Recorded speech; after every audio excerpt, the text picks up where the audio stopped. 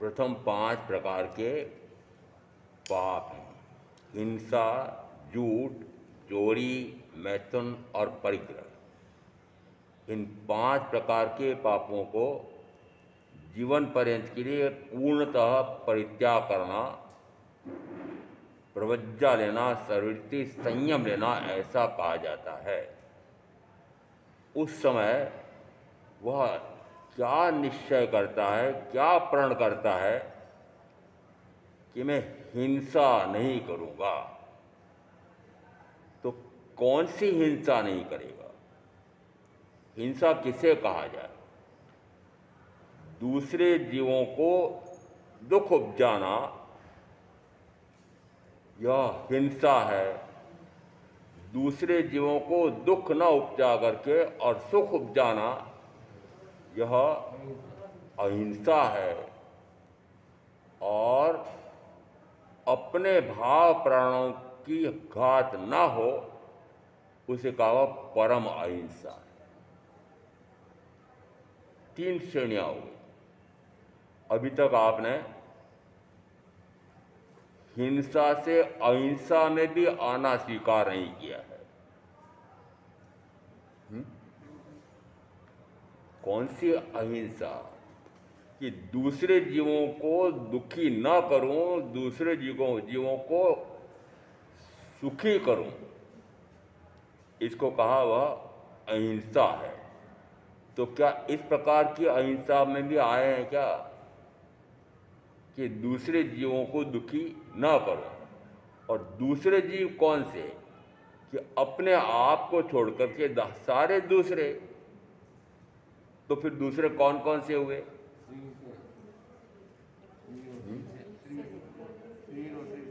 एक इंद्रिय का जीव भी जीव है कि नहीं? यद्यपि इंद्रिय तो एक ही है, परंतु उसको भी यदि कोई दुखी करे तो उसको अनुभव आता है कि नहीं? दृष्टांत दे करके और आचारांक सूत्र के प्रथम स्कंद में दृष्टांत दिया कि यदि एक ऐसा कोई मांस के लोथड़े जैसा बच्चा मनुष्य के गर्भ से आता है और यदि कोई उसको तेज छुरे चाकू आदि से 33 अंगों का वर्णन किया है और फिर दो प्रकार से कहा, छेदन और भेदन। किस प्रकार से उसका छेदन करे या भेदन करे, तो क्या उसको उस वेदना का अनुभव नहीं आता है? क्या उसे वेदना नहीं होती है? होती है। तो प्रथमतः कहा वेदना तो चूंकि वह जीव है, इस कारण से जीव को तो वेदना का अनुभव आता है। तो आपने उस पृथ्वी कायिक, अपकायिक, तेवकायिक, वायुकायिक, वनस्पति कायिक इन जीवों के बारे में क्या तय कर रखा है? इनको दुखी करना कि नहीं करना, क्या तय किया है? और यदि आचारांक सूत्र प्रथम अंग है और उसमें तीर्थंकर की वाणी साक्षात आई हुई है कि हे मनुष्यों, उनको भी उसी प्रकार की वेदना होती है जैसी तुमको होती है। तुमको न मनुष्यों को जैसी वेदना होती है, उसी प्रकार की वेदना उस एकेंद्रीय के जीव को भी होती है। फिर दृष्टांत देकर समझाया कि यद्यपि वह उसको अभिव्यक्त भी नहीं कर सकता है और बचाव भी नहीं कर सकता है। अभिव्यक्ति क्यों नहीं कर सकता है? कि उसकी इंद्रियां विकसित नहीं हुई, मात्र एक स्पर्शेंद्रिय है। अब स्पर्शेंद्रिय से अभिव्यक्ति कैसे करे? उसको अनुभूति तो हो रही है, परंतु वह अनुभूति व्यक्त नहीं है। अनुभूति व्यक्त नहीं है। क्या आप तक उसकी वेदनानुभूति पहुंचती है? जिसने उसको दुखी किया है, क्या उसको अनुभव आता है कि मैंने इसको दुखी किया है?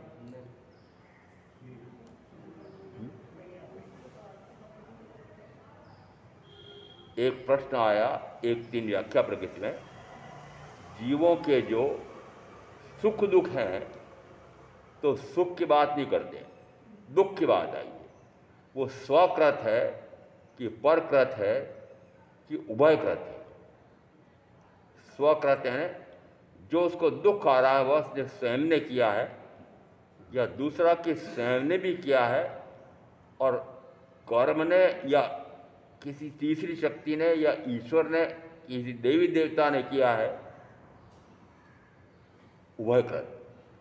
या फिर दूसरे जीव ने किया है, ये शत्रु ने, मेरे सगे भाई ने मुझे दुखी कर दिया है, ये इसमें पड़ोसी अड़ोसी ने मुझे दुखी कर दिया है। तो प्रश्न क्या पूछा कि वह जो दुख आ रहा है वह स्वकृत है कि परकृत है कि उभयकृत है?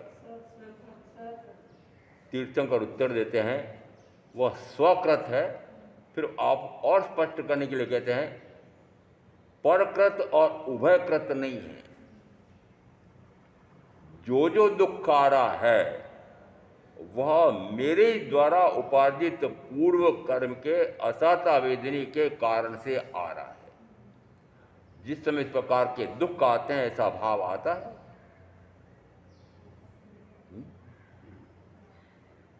सामने दिख रहा है कि साथी व्यापारी ने मुझे दुखी किया है, पहले तो माल उधार खरीदता रहा और समयबद्ध वापस उसका भुगतान भी करता रहा।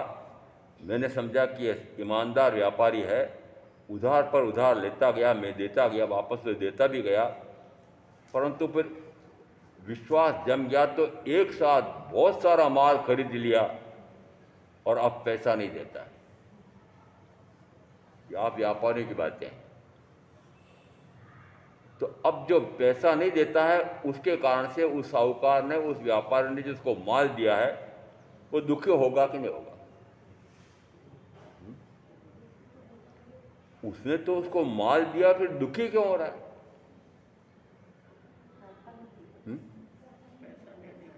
कुछ दिया है ना, तो दुखी क्यों हो रहा है? पर वो दिया है वापस पाने के लिए दिया है, वो दिया है वापस पाने के लिए दिया है। जिस समय सर्ववृत्ति संयम लेता है, जो भी लेता है वह अपने पास अपने स्वामित्व का जो धन है, वैभव है, वह किसी को देकर आता है। किसको देकर आता है?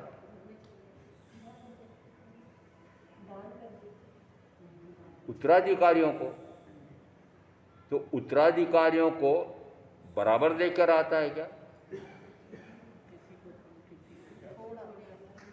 अब यदि बराबर नहीं दिया है, किसी को अधिक दिया है, किसी को कम दिया है, तो फिर जिसको कम मिला है वह क्या कहता है?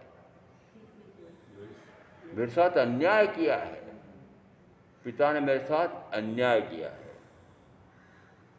इस कारण से जिस समय वह सर्ववृत्ति संयम लेता है उस समय न किसी को देता है न कोई दिलाता है, बस छोड़ देता है।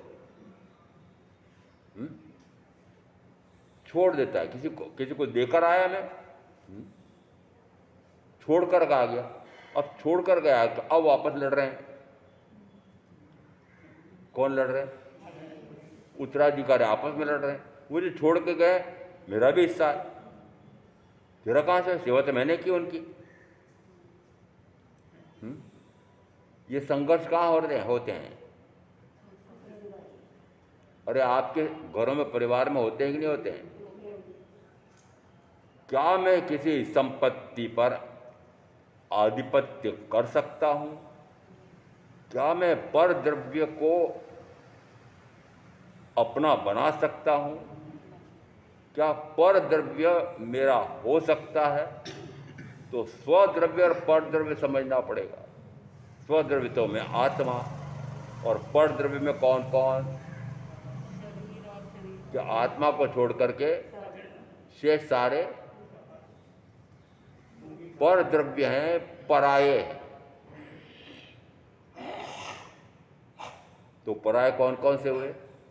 कौन कौन हुए? शरीर और शरीर से लेते। शरीर पराया? ये कहाँ की बात आ गई? मैं ही शरीर हूं, शरीर मेरा है। शरीर मेरा है, और जिस समय शरीर मेरा है और उस समय यदि कोई शरीर को भोंके, काटे, छेदे, भेदे, तो उस समय वेदना किसको होती है? शरीर को तो होती ही नहीं है, वो तो पुद्गल है। शरीर तो पुद्गल है। उस पुद्गल शरीर का स्वामित्व करने वाला, उस पर आधिपत्य करने वाला मैं, ये मेरा शरीर है, और मेरापन जुड़ते से ही इसने मुझे दुखी कर दिया है, ऐसा भाव आता है। तो दुखी करने वाला जब सोच रहा है तो क्या उसने किसी और को कभी दुखी नहीं किया क्या? वो जो वर्तमान का दुख आ रहा है उसका कोई कारण तो होगा, अकारण तो कोई फल आता नहीं। वो जो फल आ रहा है उसका कोई कारण होगा। तो कारण कौन है? कारण मैं स्वयं हूं कि मैंने कभी पूर्व में किसी को दुखी किया था, तो वही या अन्य कोई व्यक्ति वापस मुझे दुखी करने वाला आ जाता है। दुख दिया दुख होत है, सुख दिया सुख होत। दुख देता है तो दुख प्राप्त करता है, सुख देता है तो सुख प्राप्त करता है, ये अंदर में पक्का क्यों नहीं कर रहे? और ये जो सुख और दुख हैं, ये तो पौद्गलिक सुख और दुख है। आपने कौन से सुख और कौन से दुख को दुख माना, सुख माना? मात्र शरीर संबंधी, इंद्रिया संबंधी और इंद्रिय संबंधी माना तो साथ में गिनना वो सारे। इसका अर्थ है कि सुख और दुख, यदि तीर्थंकर का उत्तर आया कि सुख का प्रश्न पूछा नहीं था, क्योंकि जब सुखी होता तो प्रश्न नहीं पूछता, जब दुखी होता तो प्रश्न पूछता है। तो प्रश्न क्या पूछा? भगवान ने जो मेरे दुख आए हैं, ये दुख मेरे स्वकृत हैं कि परकृत हैं कि उभयकृत हैं? भगवान ने कहा स्वकृत हैं, न परकृत हैं, न उभयकृत हैं। यह आपके अंदर पक्का है? ये अंदर पक्का कर रखा है क्या कि जो जो दुख आ रहे हैं वे मेरे द्वारा किए हुए हैं? ये सत्य का सत्य। तो इस सत्य को स्वीकार करते हो? इस सत्य को स्वीकार करते हो क्या? यदि इस सत्य को स्वीकार करे तो फिर परस्पर संघर्ष क्यों होगा, फिर प्रतिवार क्यों होगा, प्रतिक्रमण पर पुनः आक्रमण क्यों होगा, उसके ऊपर वापस आक्रामक प्रवृत्ति से वापस उस पर आक्रमण क्यों करता है, प्रत्याक्रमण क्यों करता है? आक्रमण ने स्वयं आक्रमण कर रहा है, दूसरा प्रत्याक्रमण ने उसने आक्रमण किया है तो मैं उसके उत्तर में वापस उस पर आक्रमण कर रहा हूँ, उसको कहा जाता है प्रत्याक्रमण। यह आक्रमण प्रत्याक्रमण क्यों हो रहा है? यदि ये पक्का हो गया कि जो दुख आया है वह मेरे द्वारा उपार्जित उसका आया दुख आया है, तो फिर उस समय क्या करना कि मैंने यदि दुख उपार्जित किया है और वह फल आया है तो मैं क्या करूं?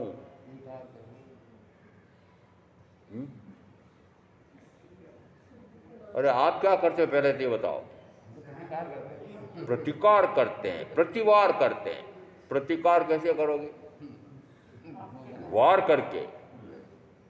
तो वार प्रतिवार करते करते संघर्ष, और ये संघर्ष कहां तक है? मात्र भाई भाई के बीच में, परिजन परिजन के बीच में है कि आगे भी है? आगे बढ़ते बढ़ते वह युद्ध, परिवार, फिर कुटुंब, फिर वापस आगे बढ़ते बढ़ते एक राज्य दूसरा राज्य, फिर एक राष्ट्र दूसरा राष्ट्र, फिर एक तरफ कई राष्ट्र दूसरी तरफ कई राष्ट्र, तो कहां तक चला गया? ये जो युद्ध महायुद्ध हो रहे हैं, ये युद्ध महायुद्ध क्यों हो रहे हैं?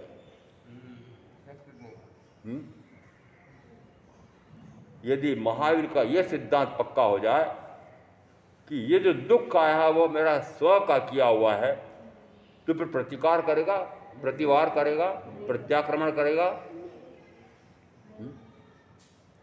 तो फिर आपको अभी ठेठ युद्ध महायुद्ध की बात तो नहीं करता हूं, परंतु जो परिवार में क्लेश होते हैं ये क्यों होते हैं? और महावीर के अनुयायियों के परिवार में, तो महावीर के अनुयायी हुए? क्या मैं महामंत्री जी से पूछ रहा हूं, ये मान लो कि इन महामंत्री जी के संघ में जितने सदस्य हैं उनका कोई मुकदमा किसी भी प्रकार के न्यायालय में, चाहे वह आपराधिक न्यायालय हो चाहे सामान्य लेन देन का व्यापार वाला न्यायालय हो, कोई प्रकरण किसी का भी नहीं चल रहा है, ऐसा आप बता सकते हैं?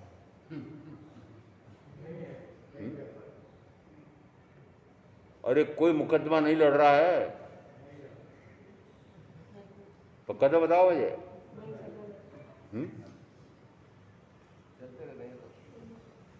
आप तो पति से ही लड़ रहे हो।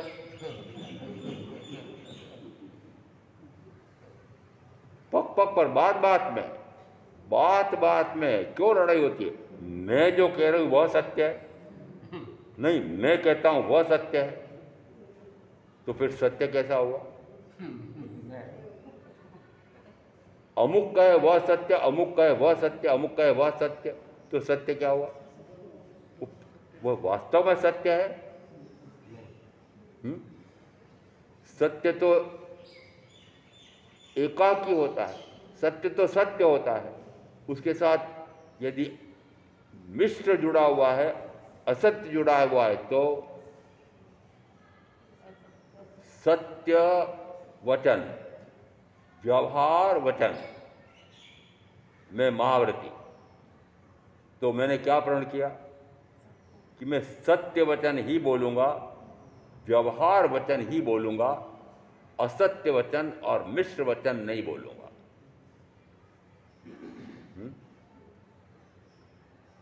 ये मिश्र वचन क्या है? सत्य सत्य मिल जाते हैं क्या? अरे सत्य और असत्य तो मिल ही नहीं सकते हैं। सत्य सतरूप रहेगा, असत्य असतरूप रहेगा। सतरूप असतरूप होता नहीं, असतरूप सतरूप होता नहीं। सत्य है वो सदा सत्य है, और असत्य वो सदा असत्य है। तो वो सत्य कभी असत रूप भी हो जाता है, असत कभी सतरूप भी हो जाता है। ऐसे कैसे हो जाता है? ये मिश्र कैसे हो जाता है? उदाहरण को इतिहास में से निकालने पड़ते हैं। जिस समय उस दिन के महाभारत में उस दिन के जो सेनापति हैं, वो सेनापति द्रोणाचार्य हैं। अलग अलग दिन में अलग अलग सेनापति होते थे। क्यों? कि जिस दिन जो सेनापति था वो मर गया, तो फिर दूसरा बनता है। जिस समय द्रोणाचार्य सेनापति थे और अब युद्ध हो रहा है, अर्जुन सामने हैं, इधर द्रोणाचार्य सामने हैं, और बड़ा विचित्र है कि सामने तो वह है जिसको धनुर्विद्या सिखाने वाला उसके सामने खड़ा है, और जिसने धनुर्विद्या सिखाई उसी के सामने तीर कमान लेकर के खड़ा हो गया है। क्यों हो गया भाई? क्यों हो गया? युद्ध होते क्यों हैं?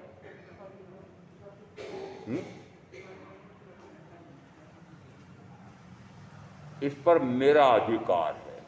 किस पर अधिकार है? संपदा पर। तो संपदा बढ़ते बढ़ते कहां तक चलेगी? राज्य संपदा, राज्य सिंहासन। इस राज्य का सिंहासन मुझे ही मिलना चाहिए। इसने कैसे झपट लिया है? इसने इस पर आधिपत्य कैसे कर लिया है? वो सिंहासन कहो कि राज्य वैभव कहो, वह क्या है? पौद्गलिक है कि आत्मिक है? पौद्गलिक है। क्या एक पुद्गल परमाणु भी मेरा हो सकता है?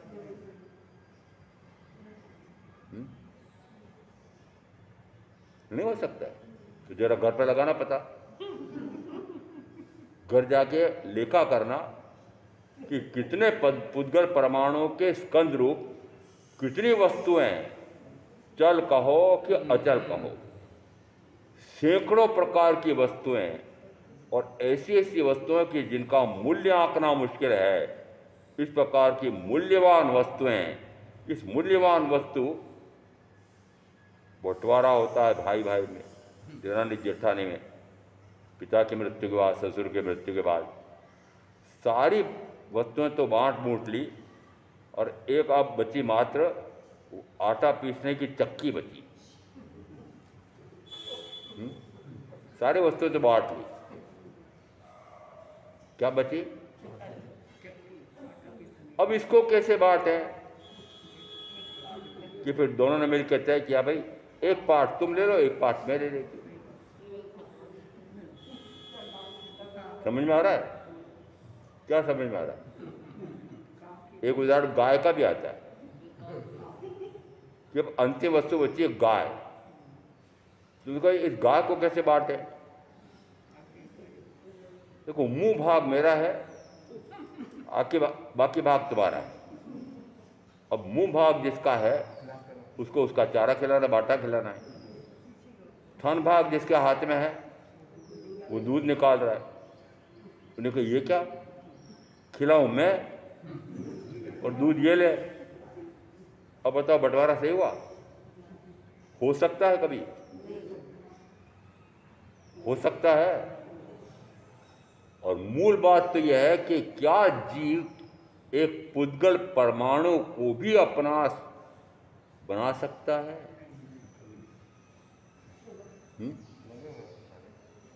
तो महावीर क्या कहते हैं? तो अपने आप का तो स्वामित्व हो सकता है, पर द्रव्य का स्वामी हो ही नहीं सकता। और पर द्रव्य में कौन कौन आ गए?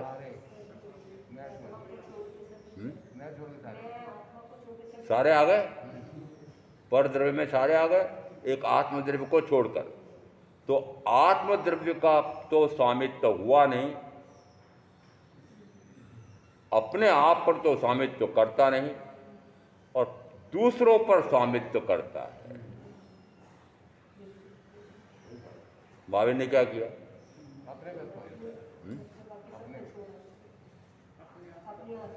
आप क्या कर रहे हो? जैसा महावीर ने किया वैसा कर रहे हो? अरे महावीर का अनुयायी हो ना, तो फिर महावीर ने कैसा किया? मैं एक पुद्गल परमाणु पर भी स्वामित्व आधिपत्य नहीं कर सकता। तो जिस समय महावीर, तो इतिहास कहता है कि वो तो छोटे पुत्र थे, और ज्येष्ठ पुत्र का ही राज्य होता है।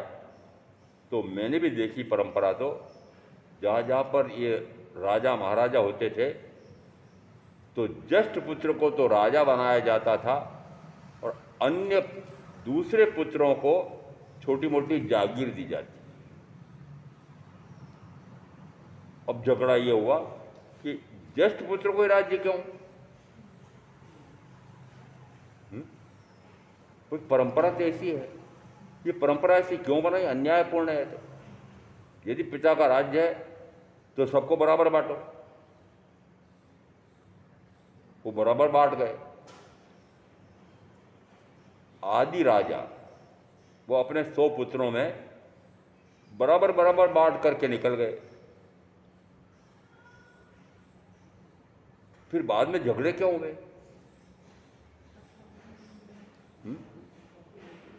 झगड़े क्यों हुए? और युद्ध महायुद्ध क्यों हुए? जिस समय, अब ये तो हमारे यहाँ कथानक की प्रकाश है कि उनके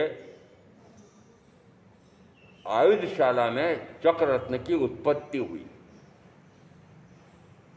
ये तो हमारे यहाँ है। आयुधशाला में चक्र रत्न की उत्पत्ति अपने आप कुछ नहीं होता है।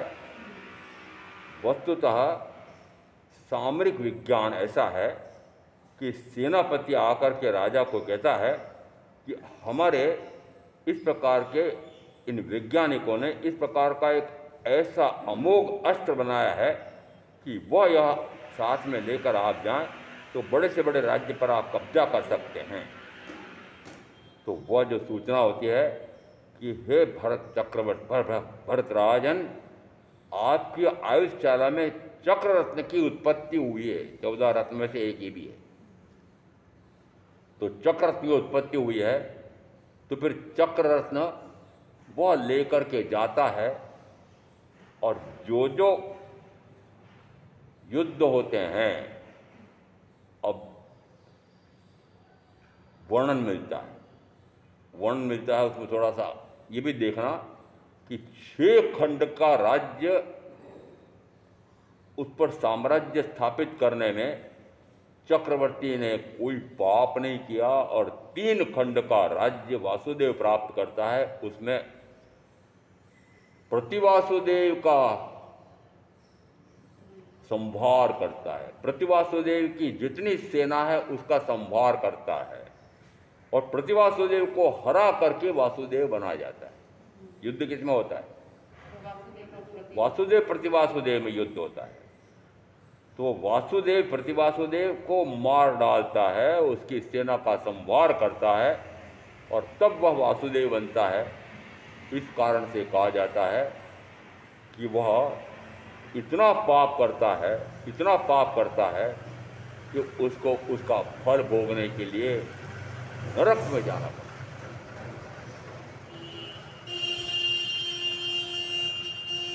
आप अपना पूछो, अपने आप का। अभी मैंने जो उदाहरण दिए हैं कि भाई भाई यदि पिता की संपत्ति के बंटवारे में झगड़ा करते हैं तो झगड़ा प्रथमतः तो घर में बैठ कर के होता है। घर में बैठ के नहीं निपटता है तो फिर कुटुंब में भेजते हैं। कुटुंब भी पुरुष में मिलकर के निपटारा नहीं कर पाते हैं तो फिर पुलिस में जाता है। पुलिस में भी निपटारा नहीं होता है तो फिर नीचे के न्यायालय में जाता है, फिर उससे ऊपर के न्यायालय में जाता है, फिर उससे ऊपर के न्यायालय में जाता है, फिर उच्च न्यायालय में जाता है, फिर सर्वोच्च न्यायालय में जाता है। और सर्वोच्च न्यायालय ने निर्णय दे दिया, उसके बाद में भी यदि वह न माने तो सुपारी भेज देता है।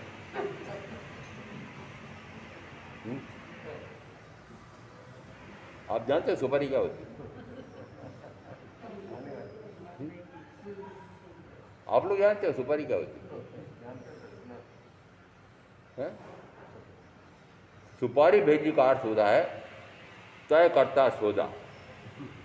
वो गुंडा कहो चाहे कुछ भी कहो, वह सौदा तय करता है कि संपत्ति कितनी की है, उसके अनुसार वह सुपारी का पैसा लेता है।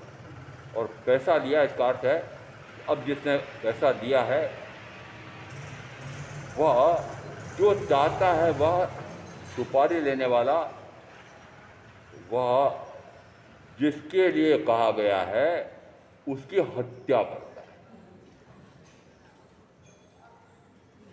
तो सर्वोच्च न्यायालय के निर्णय को भी न माने तो फिर सुपारी। कहां तक लड़ाई?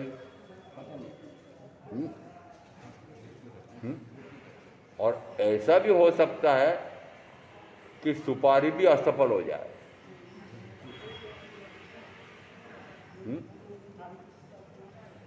जिस समय एक ऐसा शत्रु है, उसने मेरा बहुत नुकसान किया है, बाहर में बड़ी उससे मित्रता दिखाता है, तो सारे कुटुंब के पुरुषों को भोजन देता है, तो उसको भी निमंत्रण देता है। और जिस समय थालियाँ लगती है तो वो फिर पंक्ति में आकर के देखता है कि मेरा वो शत्रु कौन से क्रम पर बैठा हुआ है। जैसे थालियाँ परोसने वाले को कहा भाई ये अमुक थाली अमुक व्यक्ति के सामने रखना, उसने जैसा बताया था नौकर ने इसी प्रकार से रखी। उसने आगे सरका दी, पीछे सरका दी, वो आ जाएगी मेरे पहले आप कर लो। और वह जो थाली थी जिसके पास जानी चाहिए थी उसके स्थान पर किसी और यानी अपने ही बेटे के सामने चली गई। मारना किसको चाहता था? शत्रु को। और मरा कौन? कारण क्या है कि जी जो दूसरों के लिए गड्ढा खोद रहा है तो स्वयं के लिए भी गड्ढा तैयार है। ये महावीर का अटल कर्म सिद्धांत है। अटल कर्म सिद्धांत यानी जो मैंने पूर्व में कर्म का उपार्जन किया है उसका फल तो निश्चित रूप से आएगा, और वह फल जिसने उपार्जन किया है उसी के पास आएगा, अन्य के पास नहीं जाएगा। ये भी पक्का है। और अब जिस समय वह फल आता है उस समय जो दुख आता है, क्लेश आता है, मरण का भय आता है, उस समय क्या करते हैं फिर अपना सोचो। क्योंकि कोई भी बात अपने पर से लेना पड़ेगी तो समझ में आएगी कि जिस समय ऐसी स्थिति बनती है तब क्या करते हो। युद्ध, संघर्ष, क्यों भाई? क्यों? वो मेरे पूर्वोपार्जित कर्म का फल है, वो किसने देखा? अभी तो वर्तमान में इसने मेरे साथ अन्याय किया है। तो फिर महावीर कहते हैं उसको तो सुना नहीं आपने। ये सारा वर्तमान में हुआ है कि जो वर्तमान में हो रहा है उसका कोई कारण होना चाहिए। जो वर्तमान में फल आ रहा है उस फल का कोई कारण होना चाहिए। किसी कारण के बिना तो कार्य होता नहीं है, कारण के बिना कार्य नहीं होगा। कोई कार्य फलित हो रहा है तो कोई न कोई कारण होगा, क्योंकि वर्तमान में यदि आपको कोई दुख आया है तो दुख का कारण कोई रहा होगा। फिर कारण कौन सा रहा कि मैंने किसी जीव को या जो दुख देना आया है उसी जीव को दुखी किया है।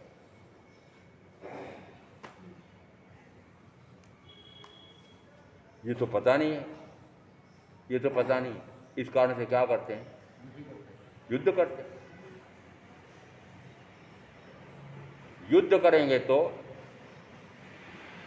शत्रुता वैर निरंतर बढ़ता जाएगा कि समाप्त हो जाएगा, बढ़ता जाएगा। इसका अर्थ है कि जो अनंत जन्म मरण हो रहा है वो इसी कारण से हो रहा है। कारण क्या हुआ है, निरंतर मैं युद्ध कर रहा हूं। युद्ध कैसा कर रहा हूं कि स्वस्वरूप को जाना नहीं, पर स्वरूप को अपना जाना। पर स्वरूप यानी मात्र इस शरीर को अपना जाना है और अपने को जाना ही नहीं। क्यों? क्योंकि शरीर हूं ऐसा तो प्रत्यक्ष अनुभव में आता है, पर शरीर के साथ आत्मा हूं ऐसा तो अनुभव में आ नहीं रहा है। आत्मा हो तो जानने देखने में क्यों नहीं आता है?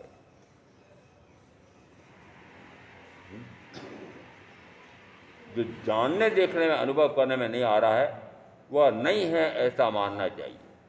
और अब बताओ कि आप इस आत्मा को किससे जानना देखना चाहते हो, अनुभव करना चाहते हो? कि 5 इंद्रियों के माध्यम से। और पांचों इंद्रियां पुद्गल हैं। इन पुद्गल के माध्यम से आप आत्मा को जानना देखना अनुभव करना चाहते हो, इनका ये तो हो ही नहीं सकता। जानने की शक्ति ज्ञान, उसी ज्ञान से अपने आप को अपने आप का जानो। अपने को कैसे जानो? समस्या क्या खड़ी हुई? पर का जानना तो अनंत काल हो गया है, हो रहा है। पर को ही अपना जाना है और अपने का अपने आप को अपने आप का जाना ही नहीं है। पर भाव में निरंतर रहे हैं, स्वभाव को तो जाना ही नहीं।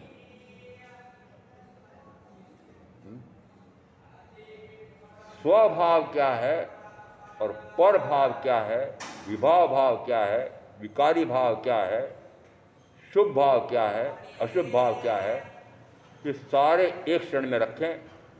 ये विभाव भाव है। विभाव में जब तक वर्तन करता है तब तक निरंतर कर्म का आश्रयबंध और निरंतर चतुर्गति का परिभ्रमण। तो अनंत काल का जो परिभ्रमण हुआ है वह फल किसका है? विभाव का। विभाव क्या हुआ? स्वभाव से जो विरुद्ध है वो विभाव है, अविरुद्ध है, उसका कोई प्रतिद्वंद्वी नहीं है। स्वभाव के सामने भी कोई प्रतिद्वंद्वी हो तो वह स्वभाव नहीं, वो स्वभाव नहीं, क्योंकि स्वभाव के सामने तो कोई प्रतिद्वंद्वी हो ही नहीं सकता है। वो तो स्वरूप, स्वयं का रूप है। तो स्वरूप को जाना नहीं, स्वस्वरूप को जाना नहीं, स्व आत्मा को जाना नहीं, परमात्मा के स्वरूप को जाना नहीं, मात्र जाना किसको कि इस शरीर को अपना जाना, इस शरीर को अपना माना और फिर शरीर के माध्यम से मिलने वाले सुख या दुख, उनको सुख या दुख माना। ये सत्य है कि असत्य है?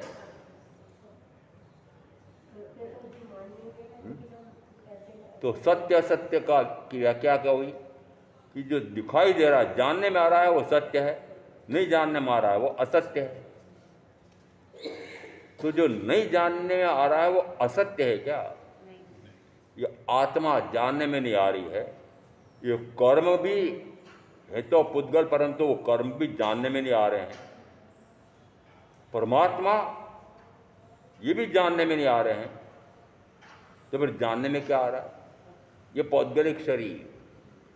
तो जो पौद्गलिक शरीर जानने में आ रहा है वही सत्य है, जो प्रत्यक्ष अनुभव में आ रहा है। ये प्रत्यक्ष अनुभव में आ रहा है कि ये मेरा है। ये प्रत्यक्ष अनुभव से सिद्ध हो रहा है, मेरे जानने में आ रहा है, मुझे पक्का है कि मैं जानता हूं कि मेरा है। तो सत्य है कि असत्य है? ये सत्य और असत्य अपेक्षा से, सत्य की अपेक्षा से असत्य और असत्य की अपेक्षा से सत्य है। तो सत्य नहीं है, अपेक्षा सत्य है। अपेक्षा सत्य है। तो फिर परम सत्य क्या हुआ? परम सत्य क्या हुआ? हिंसा, अहिंसा और परम अहिंसा। सत्य, अब यहां सत्य के भेद करना है। सत्य वचन, तो सत्य वचन, व्यवहार वचन, असत्य वचन, मिश्र वचन, 4 भेद हुए। अब मैं संयमी हूं, मैंने सत्य महाव्रत ग्रहण किया है। अब मुझे क्या करना है कि मैं सत्य वचन ही बोलूं, व्यवहार वचन ही बोलूं। ये व्यवहार वचन क्या है?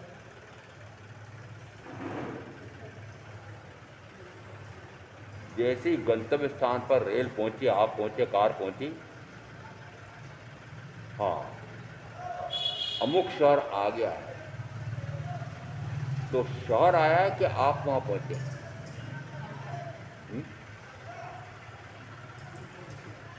क्या हुआ? वो शहर आया कि आप वहां पहुंचे? बोला क्या जाता है? शहर आ गया। हमारा जो शहर जहां मुझे पहुंचना था वो आ गया। इसको कहा व्यवहार वचन। शहर नहीं आया है, मैं उस शहर पर पहुंचा हूं। पर व्यक्त में क्या किया जाता है? शहर आ गया। तो सत्य वचन, व्यवहार वचन। असत्य, ये जो सत्य नहीं है। फिर ये मिश्र वचन क्या है? तो अब देखो, इतिहास में उदाहरण होते हैं तो वही लेने पड़ते हैं मिश्र वचन सामने के लिए। कि जिस समय महाभारत में सेनापति थे द्रोणाचार्य, और द्रोणाचार्य पर विजय प्राप्त करना तो बहुत कठिन था, क्योंकि सारे तीरंदाज, चाहे अर्जुन भी कहो, वह भी उन द्रोणाचार्य गुरु से सीखा हुआ है। तो गुरु जीतेगा कि शिष्य जीतेगा? तो संभावना क्या थी? गुरु ही जीतेंगे, और गुरु जीते तो हम हार गए। और कृष्ण महाराज चाहता नहीं थे कि ये पांडव हार जाएं। तो फिर क्या उपाय किया जाए? तो रात्रि में युद्ध नहीं होता है, तो सारे पांडवों ने विचार विमर्श करके कि कल द्रोणाचार्य को हराना तो कैसे हराना। विचार विमर्श हुआ। विचार विमर्श हुआ कि षड्यंत्र हुआ। पर युद्ध में कोई षड्यंत्र नहीं माना जाता है। युद्ध में जो भी किया जाता है वह सब सत्य है। युद्ध में जो किया जाता है वो सब सही है। तो अब युद्ध आपके गृह युद्ध होता है कि वो गृह युद्ध नहीं, विप्लव हो जाए, भारतवर्ष के, भारत संघ में बहुत सारे राज्य हैं, वो राज्य राज्य आपस में लड़ने लग जाए, वो कहलाता गृह युद्ध। तो वो गृह युद्ध का प्रारंभ कहाँ से होता है? घर से। तो फिर अब पूछ रहा हूं कि पति पत्नी में तो कोई संघर्ष युद्ध नहीं होता है।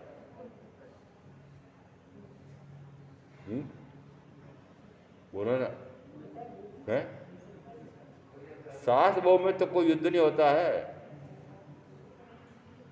अरे हाना तो बोलो, कुछ ना कुछ होता है।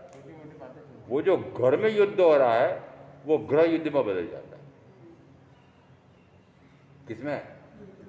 गृह युद्ध का अर्थ हुआ कि उसी राज्य में अलग अलग क्षेत्र हैं, वो क्षेत्र आपस में लड़ रहे हैं। उस क्षेत्र का अधिकारी दूसरे क्षेत्र के अधिकारी से लड़ रहा है, एक राज्य दूसरे राज्य से लड़ रहा है। एक तरफ बहुत सारे राज्य हैं, फिर दूसरी तरफ कुछ राज्य हैं, उनमें आपस में युद्ध हो रहा है। एक तरफ सारे राज्य हैं और एक तरफ भारत संघ है और युद्ध हो रहा है। एक तरफ एक राष्ट्र है, दूसरी तरफ दो राष्ट्र हैं। एक तरफ 2, 3, 4 राष्ट्र हैं, दूसरी तरफ फिर 4, 5, 6, 7 राष्ट्र हैं। महायुद्ध किसके होता है? 2 महायुद्ध हुए हैं हमारे इतिहास में भी। एक 1919 का हुआ था, एक 1939 का हुआ था। और उनमें क्या हुआ था? एक तरफ कुछ राष्ट्र हैं, दूसरी तरफ कुछ राष्ट्र हैं, और वह युद्ध कहलाता है महायुद्ध। और वो महायुद्ध कहां से प्रारंभ हुआ? घर से बढ़ते बढ़ते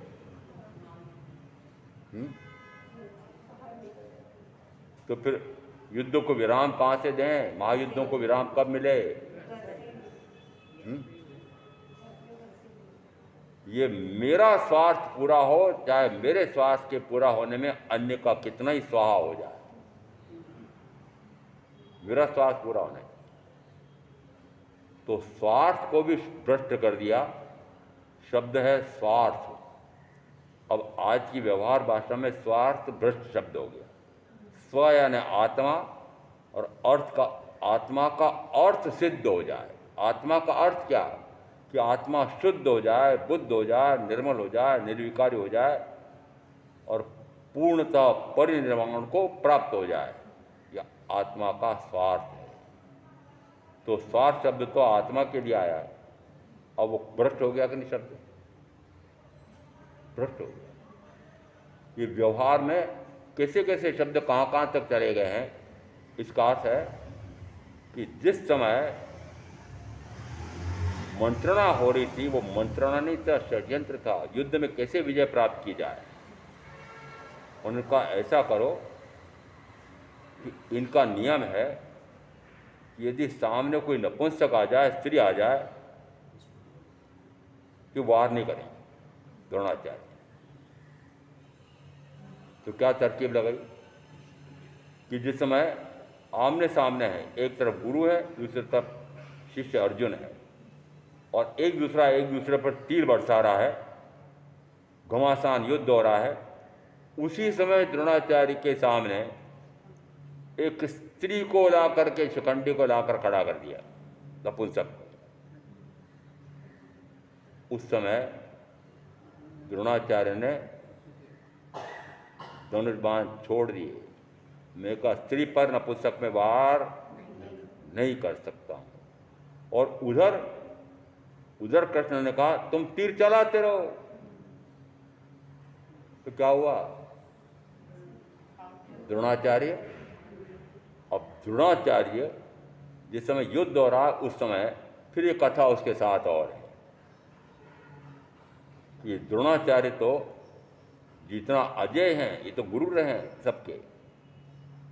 तो उन्होंने एक तरकीब निकाली, सबने मिलकर के तय किया कि ऐसा करो कि जिस समय युद्ध चल रहा है उस समय कहो अश्वत्थामा मर गया है। अश्वत्थामा मर गया ऐसा बोले कौन? तो फिर कहा युधिष्ठिर सत्यवादी हैं, वे बोलेंगे। तो युधिष्ठिर को मनाया कि भाई देखो, अश्वत्थामा नाम का एक हाथी है, उसकी हत्या कर देते हैं, और उस समय आप घोषणा करना कि अश्वत्थामा मर गया है। अश्वत्थामा हतो। बाद में फिर बोले नरो वा कुंजरो वा, कि वो नर हो या कुंजर यानी पशु हो। तो जिस समय अश्वत्थामा हतो ऐसा बोला, तब तक तो उन्होंने सुन लिया। नरोवा कुंजरोवा उस समय बिगुल बजा दिया भीम ने। तो नरोवा कुंजरोवा उन्हें सुना नहीं। तो उन्होंने क्या माना कि मेरा पुत्र मर गया। जब एकमात्र पुत्र ही बचा था, बाकी तो सारे मर गए हैं, तो जब पुत्र ही मर गया तो अब मुझे जी करके क्या करना है, तो हथियार डाल दिए। इसको कहा जाता है मिश्र वचन, नरो व कुंजरो वा।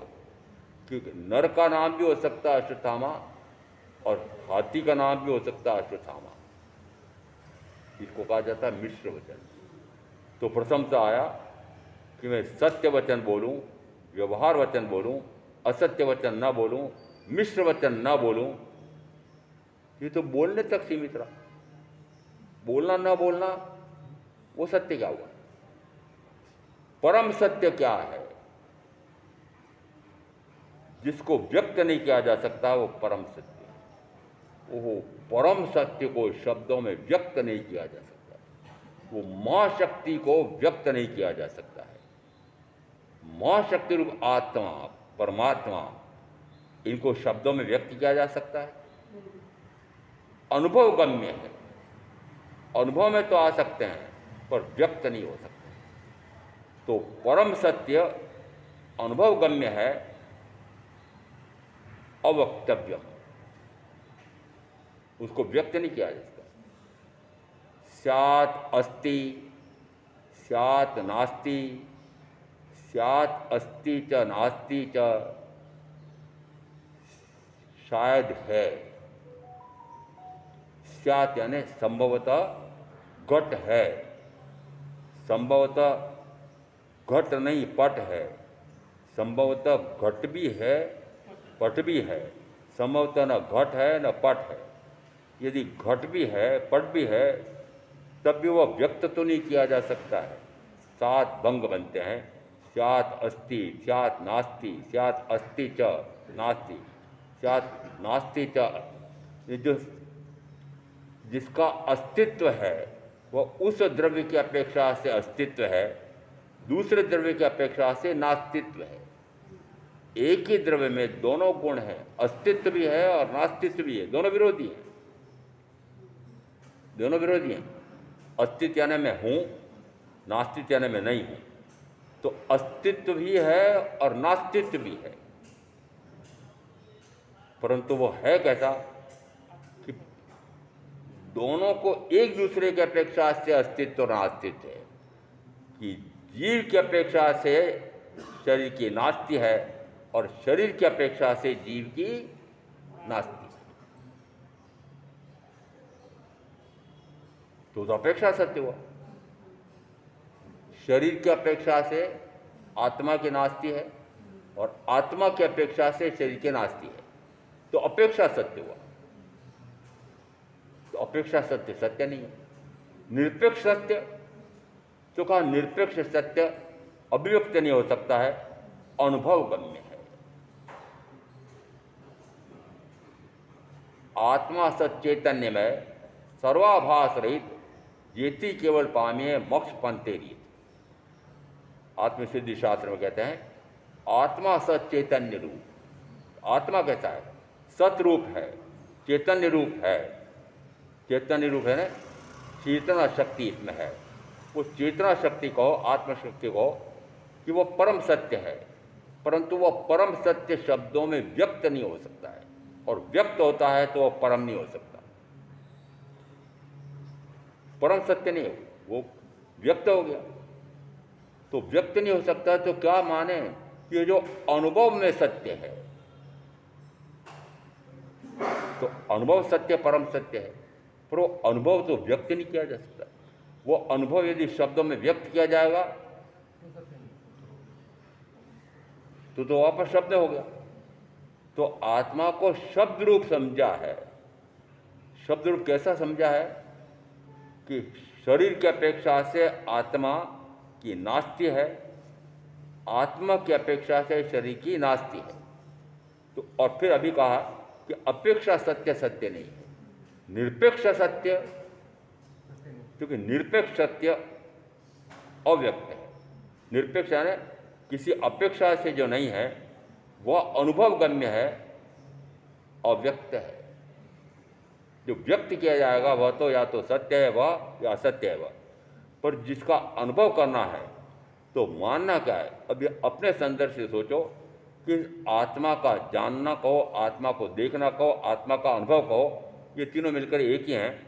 इस आत्मा का अनुभव क्यों नहीं आ रहा है? आत्मा अनुभव गम्य है कि नहीं? आत्मा को जानना, आत्मा को देखना, आत्मा का अनुभव करना हो सकता है कि नहीं? कब हो सकता है? हुँ?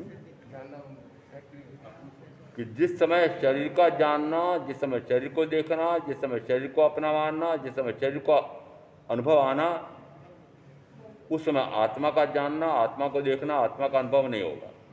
और जिस समय आत्मा का जानना होगा, आत्मा का देखना होगा, आत्मा का अनुभव आ रहा है, उस समय शरीर का नहीं आएगा। एक समय में दो कार्य नहीं हो सकते। जिस समय में जो जान रहे हो वही परम सत्य है, परंतु वो परम सत्य नहीं कहा जा सकता, अपेक्षा सत्य है। कि अभी मैं मात्र जान रहा हूँ किसके माध्यम से? कि इन इंद्रियों के माध्यम से मैं आत्मा का स्वरूप जान रहा हूँ। अभी जो सुन रहे हैं, शब्द सुन रहे हैं, मैं बोल रहा हूँ, शब्द बोल रहा हूँ, तो शब्द तो पुद्गल है। और मुझे जानना किसको है? जो अशब्द रूप है। जानना किसको है? अशब्द रूप है। न उसमें वर्ण है, न गंध है, न रस है, न स्पर्श है। और अब मैं यदि ये वर्ण गंध रस स्पर्श वाली इन इंद्रियों से उसको जानना, देखना, अनुभव करना चाहता हूं, तो कहा वह असंभव है।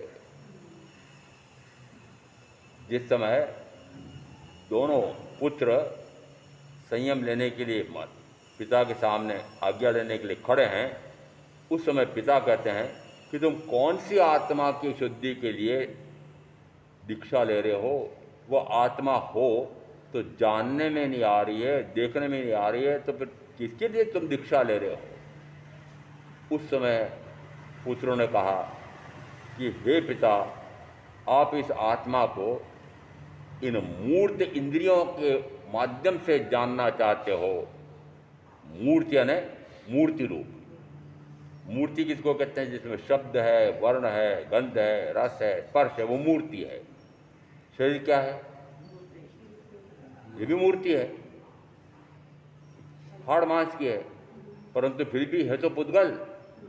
अब इस पौद्गलिक शरीर या पौद्गलिक इंद्रियों के माध्यम से उस शुद्ध आत्मा का अनुभव करना चाहते हो, जानना, देखना, अनुभव करना चाहते हो, तो फिर उसका जानना, देखना, अनुभव करना किससे होगा?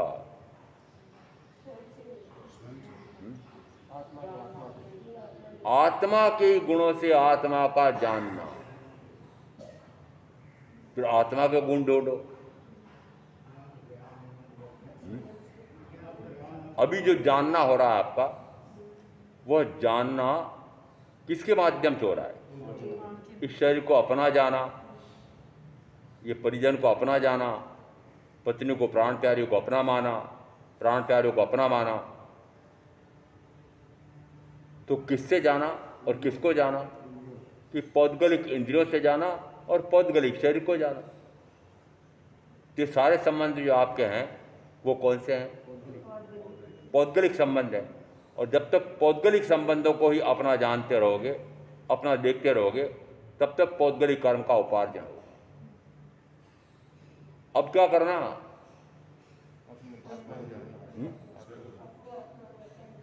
अपने गुण से अपने आप को जानना।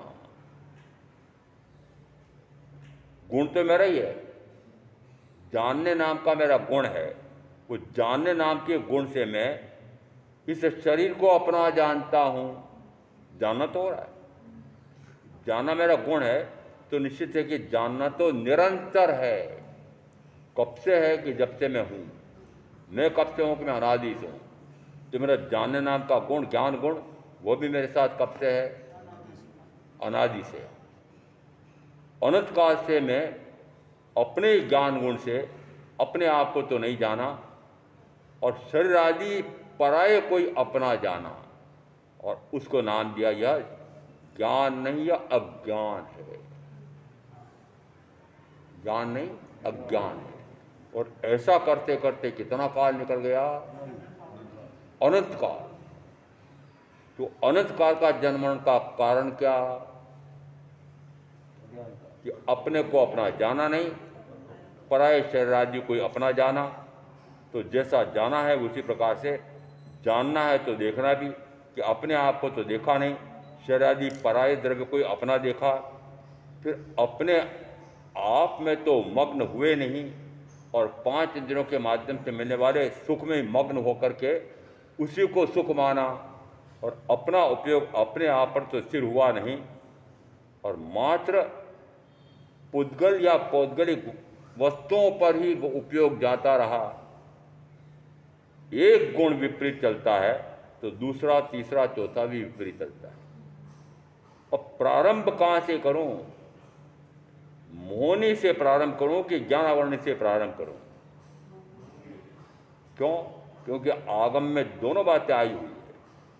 मोहनी कर्म यदि क्षीण हो जाए तो शेष 3 कर्म क्षीण हो जाते हैं।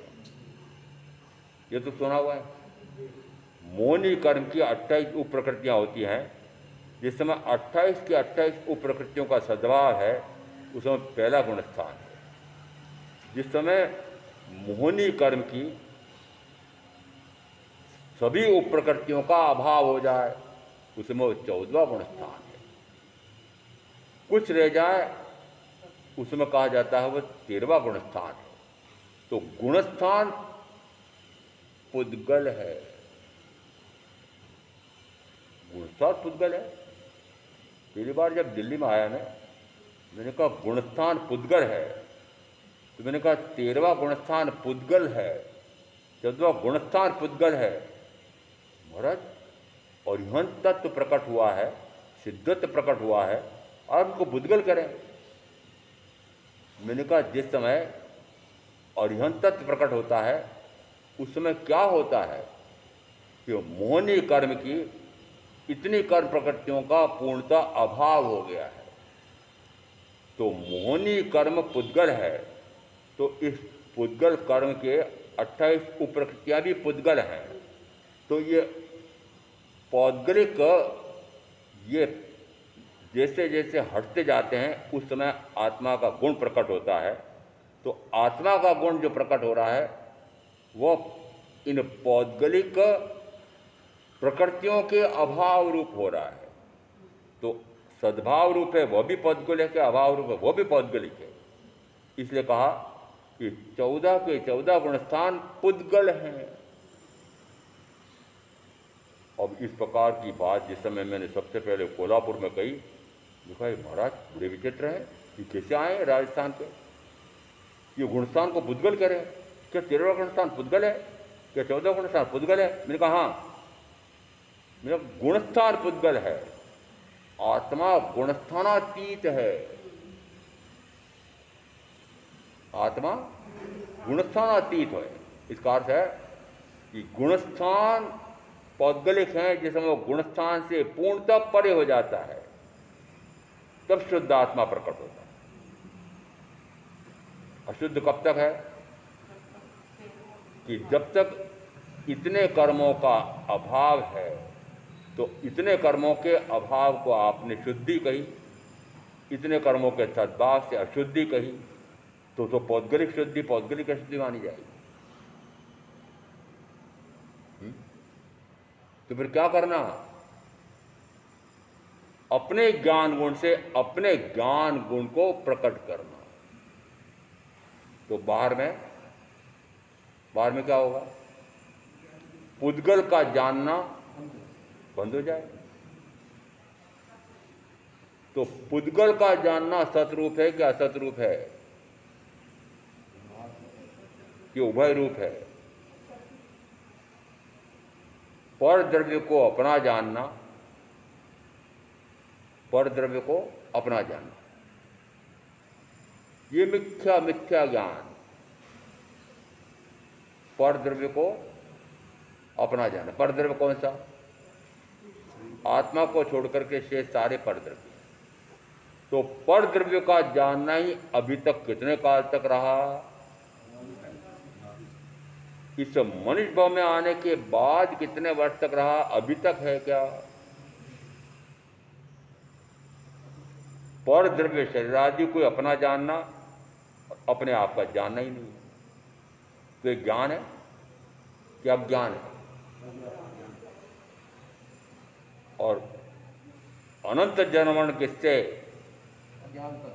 अज्ञानता से। तो मूल क्या हुआ कि अनंत काल का जो अनंत जन्म मरण हुआ है वो अज्ञान का फल है। तो अनंत काल का ये जन्म मरण का अंत किससे होगा? कि अपने ज्ञान गुण से अपने आप को जानना, अपने दर्शन गुण से अपने आप को देखना, अपने सुख गुण में निरंतर विहरण करना और अपना उपयोग अपने आप पर स्थिर करना। इसको कहा जाता है कि चार प्रकार के ये मेरे भाव प्राण हैं। ये भाव प्राण, इनकी हानि ना हो तो जन्म मरण से मुक्त हो जाता है। और इनको अभिव्यक्त करना, अब यहाँ सत्य असत्य की बात आ रही है। ये अभिव्यक्ति जो है, जब तक शब्द रूप है, अनुभव जब तक शब्द रूप है, शब्द से ही चिंतन हो रहा है, शब्द से ही मनन हो रहा है। ध्यान में भी शब्द है। कब? जिसको आप ध्यान कहते हैं, वो ध्यान शब्दातीत है कि शब्द रहे? ध्यान में मैं ऐसा हूं, ऐसा नहीं, ऐसा हूं, ऐसा नहीं, तो ऐसा हूं शब्द से बोल रहा है, ऐसा नहीं हूं शब्द से बोल रहा है। और जैसा हूं वैसा प्रकट हो जाए, जैसा नहीं हूं वैसा लुप्त हो जाए। तो मात्र मेरे ज्ञान में, मेरे ध्यान में ओझल हो जाए। क्या ओझल हो जाए? कि जो मैं नहीं हूं वह नहीं हो जाए और जो मैं हूं वह हो जाए। तो परम सत्य क्या है? कि जो मैं हूं वह हो जाए, मैं जो हूं वह हो जाए। तो सत्य वचन, असत्य वचन, ये सारे भेद तो आपने समझ लिए। अब परम सत्य क्या है? कि परम सत्य है सतरूप आत्मा, असतरूप शरीर आदि। असतरूप शरीर आदि से परे हटे तो सतरूप आत्मा का अनुभव आता है। आत्मा का अनुभव आता है इसका अर्थ है कि आत्मा को आत्मा के ज्ञान से जाना जाता है, आत्मा के दर्शन गुण से इसको देखा जाता है, आत्मा के स्वयं के सुख से ही वह अपने सुख का अनुभव करता है और अपने आप का उपयोग अपने आप पर स्थिर करता है। तो कहा जाता है उस परम सत्य को व्यक्त तो नहीं किया जा सकता है, पर परम सत्य इस आत्मा, इसका अनुभव किया जा सकता है। तो परम सत्य को शब्दों में व्यक्त नहीं किया जाता है, वह अनुभव गम्य है। तो सत्य तीन प्रकार के हो गए। एक पाप रूप है, एक पुण्य रूप है, और एक पुण्य पाप दोनों से रहित शुद्ध स्वरूप है। सत्यम खलु भगवम शब्द आ रहा है प्रश्न व्याकरण सूत्र में, दूसरे अध्याय में। सत्यम खलु भगवम, कि सत्य क्या है? सत्य है भगवत स्वरूप सत्य है। और भगवत स्वरूप मैं हूं कि अर्यंत है कि सिद्ध है? जैसे अर्यंत है सिद्ध है वैसा मैं हूं, और मैं कहूं कि जैसा मैं हूं वैसे सिद्ध है, जैसा मैं हूं वैसे सिद्ध है। द्रव्य अपेक्षा से मैं जीव द्रव्य हूं, द्रव्य अपेक्षा से वे अर्यंत भी जीव स्वरूप है। क्षेत्र अपेक्षा से मैं असंख्यात प्रदेशी हूँ, क्षेत्र अपेक्षा से वे अर्यंत भी असंख्यात प्रदेशी हैं। काल अपेक्षा से मैं त्रैकालिक हूँ, ध्रुव हूँ, नित्य हूँ, शाश्वत हूँ, अवस्थित हूँ, अव्यय। काल अपेक्षा से सिद्ध भी, एक सिद्ध की अपेक्षा से सतरूप सादी हैं। और आगे तीर्थंकर के फिर अब वो सिद्ध के रूप में कैसे हैं कि सादी अनंत। तो सादी सिद्धत्व की अपेक्षा से कहा है, परंतु आत्मा की अपेक्षा से, तो आदि नहीं है। मैं भी आत्मा और ये सिद्ध भी आत्मा। तो फिर द्रव्य अपेक्षा से क्षत्र अपेक्षा से, काल अपेक्षा से। तो काल अपेक्षा से मैं अनादि अनंत हूँ, काल अपेक्षा से भी सिद्ध परमात्मा अनादि अनंत हैं। भाव अपेक्षा से मैं अनंत ज्ञान, अनंत दर्शन, अनंत सुख, अनंत वीर गुण संपन्न हूँ। और भाव अपेक्षा से सिद्ध परमात्मा भी अनंत ज्ञान, अनंत दर्शन, अनंत सुख, अनंत वीर गुण संपन्न है। और गुण अपेक्षा से मैं उपयोग गुण वाला हूँ, और गुण अपेक्षा से सिद्धि भी उपयोग गुण वाले। तो मैं और सिद्ध एक जैसे ठहरे। यदि दोनों एक जैसे हैं तो मैं संसार में क्यों रखड़ रहा हूं? कि मैंने यह तो पक्का कर लिया कि मैं ऐसा हूं, परंतु वो पक्का होने के बाद प्रकट नहीं हुआ है। तो प्रकट करने का पुरुषार्थ, तो प्रकट करने का पुरुषार्थ घर में बैठे रहे तो हो जाएगा, श्रावक बन करके हो जाएगा। हो जाएगा क्या? अभी तक किसी का हुआ क्या? आनंद का हुआ क्या? अर्थ क्या निकल रहा है? न ले पा रहे हैं, आपकी मजबूरी है, परंतु सर्ववृत्ति संयम लिए बिना जन्म से मुक्ति का स्वभाव प्रकट नहीं हो सकता। क्योंकि निमित्त कौन से हैं? कि निमित्त आपके पास निरंतर पौद्गलिक निमित्त हैं। ये पुद्गल शरीर से लगा करके सारे जो जो आपके घर गृहस्थ में हैं वो सारे पुद्गल हैं, और आप मात्र इन पुद्गलों से संबंध बना करके बैठे हुए हैं, पौद्गलिक संबंध छूटे बिना। तो पौद्गलिक संबंध पहले भाव से छोड़ें कि द्रव्य से छोड़ें? यदि द्रव्य से छोड़े तब भी भाव से छूट सकते हैं, पर द्रव्य से छोड़कर भी भाव से छूटे ना छूटे यह भी संभव है। परंतु यदि भाव से आप नहीं कहते हैं कि नहीं, भाव से हमने भी पक्का कर लिया है कि मैं भी सिद्ध समान ही हूं, तो भाव से आपने ऐसा मान लिया है, तो फिर द्रव्य से क्यों नहीं हो रहा? भाव से आपने पक्का कर लिया तो द्रव्य से भी चरितार्थ हो जाना चाहिए, और द्रव्य से चरितार्थ नहीं हो रहा है तो भाव से हुआ नहीं ऐसा माना जाए। स्वभाव प्रकट हो गया है, स्वभाव का अनुभव आ गया है, और फिर परभाव में पड़ा रहे, ऐसा नहीं हो सकता। और परभाव क्या है? मात्र अपने आप को अपने आप का जानना, अपने आप को अपने आप का देखना, अपने आप के सुख में मग्न रहना, अपने आप का उपयोग अपने आप पर स्थिर करना, ये मेरा स्वभाव है। और स्वभाव कब तक रह सकता है? कि स्वभाव अनादि से वर्तमान में है और अनंत काल तक रहेगा। जिस समय स्वभाव प्रकट हो जाए उसमें सारे विभाव तिरोहित हो जाते हैं। तो सारे विभाव में कौन कौन से आ गए? शुभ भी, अशुभ भी। तो शुद्धोपयोगी आत्मा का यदि अनुभव आता है तो अशुभोपयोगी, शुभोपयोगी दोनों प्रकार की आत्मा का अनुभव लुप्त हो जाता है। और जब तक शुभोपयोगी है या अशुभोपयोगी है तब तक पुण्य और पाप होंगे, और पुण्य और पाप है तो निरंतर चतुर्गति का परिभ्रमण है। तो चतुर्गति का परिभ्रमण मिटाने के लिए शुभ भाव और अशुभ भाव दोनों से परे होंगे तो सत्य स्वरूप प्रकट होगा आत्मा का।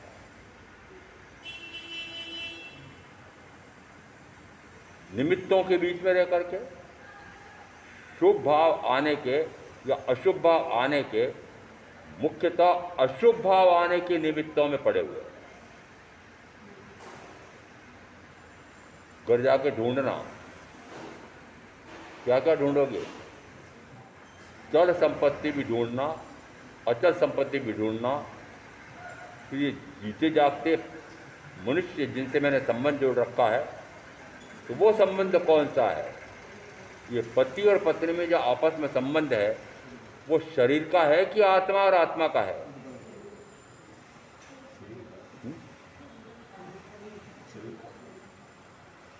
घड़ी बंद हो गई?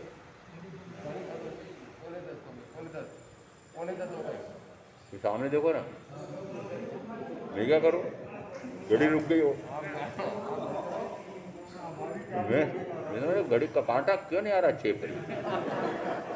मैंने कहा जब तक 6 पर नहीं आएगा तब तक बोलते रहेंगे। अर्थ क्या निकल रहा है? सतरूप आत्मा को भी जानो, असतरूप शरीरादि को भी जानो, फिर असतरूप शरीरादि से परे होकर के सतरूप आत्मा में ही स्थिर हो जाओ तो कहा जाता है जन्म और मरण से मुक्ति है। ऐसा तत्व का सुर समझ कर में आज जो साधना करेंगे उनका अवश्य कल्याण होगा। ओम शांति।